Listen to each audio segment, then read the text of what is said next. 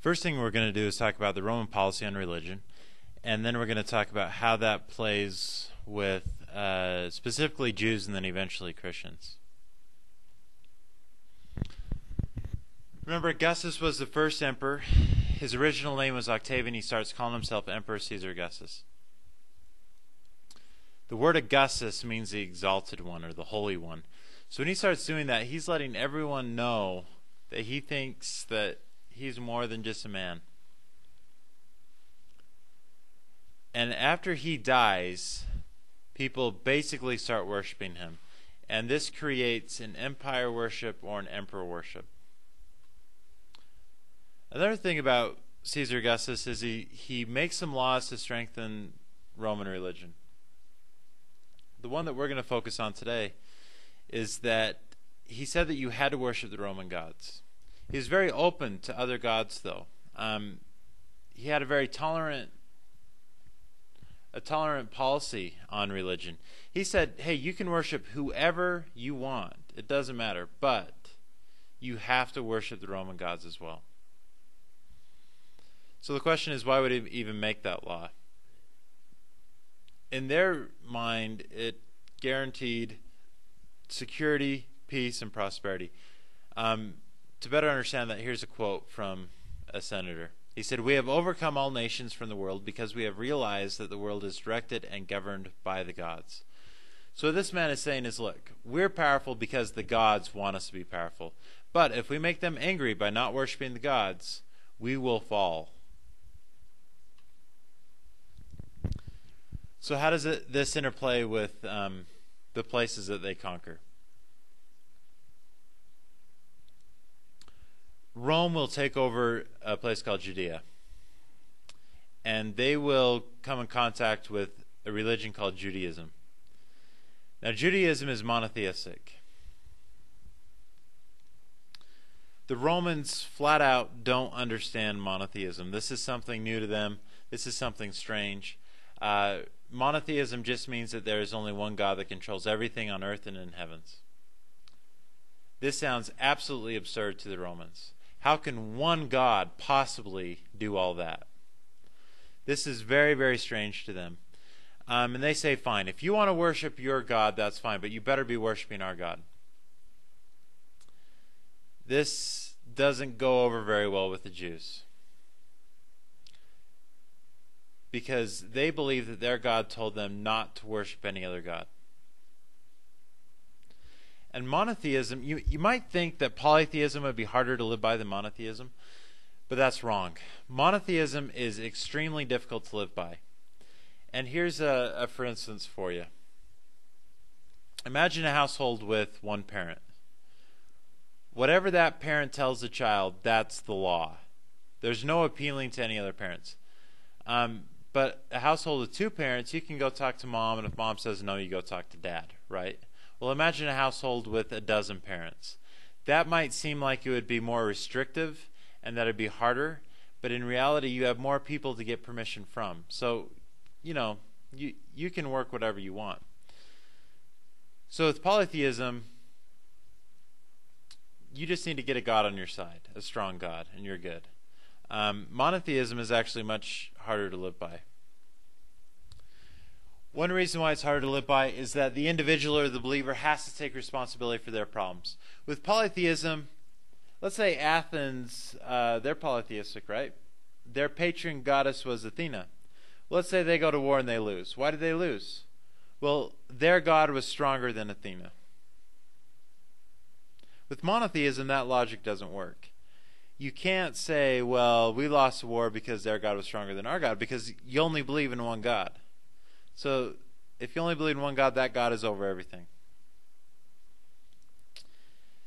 The hardest part about monotheism is whatever God tells you, you're supposed to do it, no matter what. It doesn't matter if your friends say, if you do that, I'm not going to be your friends anymore. It doesn't matter if your government says, if you do it, then I'm going to kill you or imprison you or banish you. It doesn't matter if your family says, if you follow that, then I'm going to lock the doors and you're no longer welcome in the home. With monotheism, God is above everything, and it's that one God. Whatever that one God says, you have to do no matter what. Another hard thing about monotheism is if there's only one God, he created everything and everyone. So we're all brothers and sisters. You're supposed to show hospitality to others. So then we're just going to talk about two people, Abraham and Moses. Abraham is seen as the father of monotheism.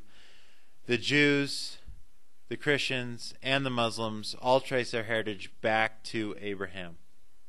So he's actually referred to as Father Abraham. You'll hear that quite often. Then we're going to talk about Moses. One thing you need to understand, this is a history class. This isn't a seminary class. This isn't church. So when we talk about Abraham, when we talk about Moses, we're talking about it because the Jews and the Christians believe these stories were true, not that they are historically accurate. And that's important to remember. Many people believe it, many people don't. So that's your preference, and it doesn't really matter in this class. We're going to be talking about Abraham and then Moses because the people believed in them.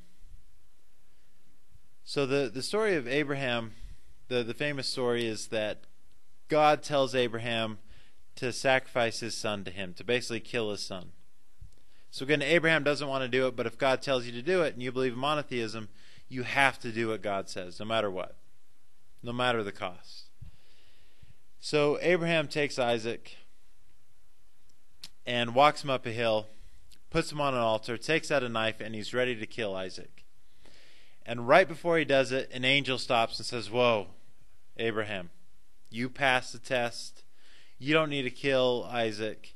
And you're going to be rewarded for showing your willingness to do that, for doing what God told you to do. Oh, and by the way, there's an animal in the bushes over here. Why don't you kill that animal instead?" So now let's learn about what were the rewards of Abraham. God told Abraham that his people would be as many as the stars in heaven. Now let's think about that for a minute. Well, the three religions that trace their heritage back to Abraham, the Jews, the Christians, and Muslims, just today, those living today, if you count them all up, they would number about half the world's population. About 3 billion people. No, I've never counted the stars in the sky, but I'm guessing, 3 billion is good enough, right? But the ones that we're really going to focus on is the last two here. That he's going to make Abraham's people a chosen people, and we'll talk about what that means to be a chosen people. And he says that he'll also make them a great nation.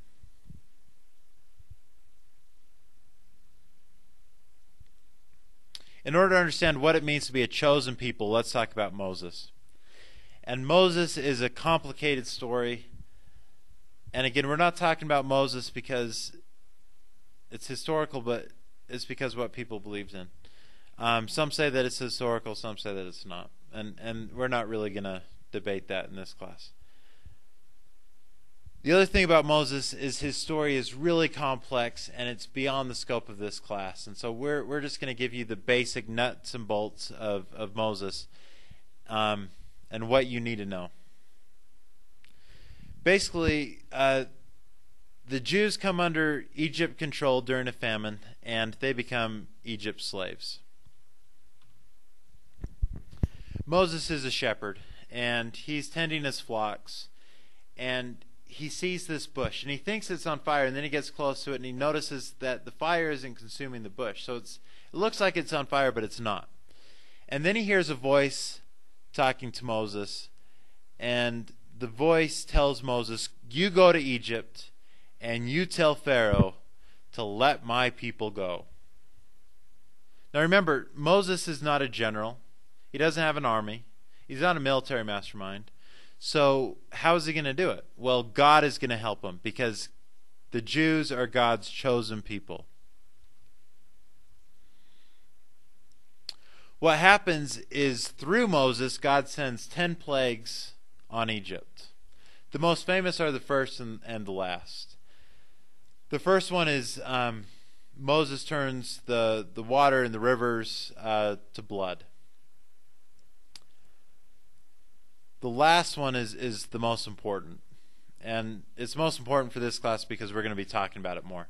It's called the Passover. And what God told Moses, he said, tell my people to slaughter a lamb, take the blood of the lamb and smear it on the lintel or above their doors. And if they do that, the angel of death will pass them by. If they don't, their oldest child will perish, will die in the night.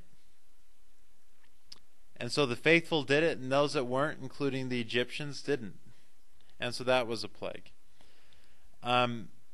After the Passover, the Pharaoh says, look, Moses, take your people and leave. This is going to be called the Exodus. Here are the plagues. And take a minute and look at these. There is no possible way that Pharaoh can fight the plagues. So again, if you're God's chosen people, God will fight for you. And that's the power of being his chosen people.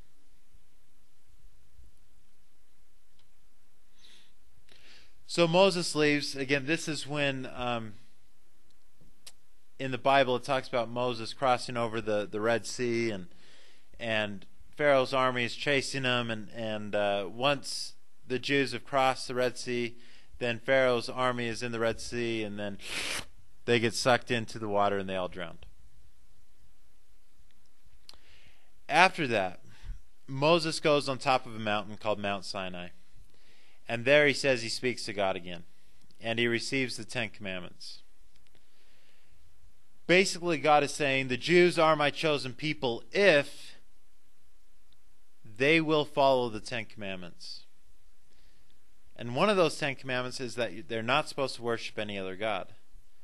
Well, remember, 1,000 years later, the Romans are going to take over the Jews. And they're going to say, look, you can worship your God, but you have to worship the Roman gods as well. So the Jews are going to have a choice to make. Either we break one of the 10 Commandments, or we risk our lives. And that's really a tough spot to be in. Because they see the 10 Commandments as a covenant between the Jews and God. And if they break that covenant, they will no longer be God's chosen people. Well, the covenant's a fancy word. All it is a contract and promise between God and man. And it's a two-way promise. And if you look at the Star of David, you're going to notice that there's two arrows, right? This is a two-way promise. God will make the Jews his chosen people if they follow the commandments. Now, being God's chosen people may mean that God will fight your battles, right? Much like with Moses and how he freed the Jews from Egypt. But you might die by following the 10 Commandments. And many Jews and Christians chose death rather than worship the Roman gods. So if you die, how are you God's chosen people? Well, the belief is that you'll be rewarded in the life after death.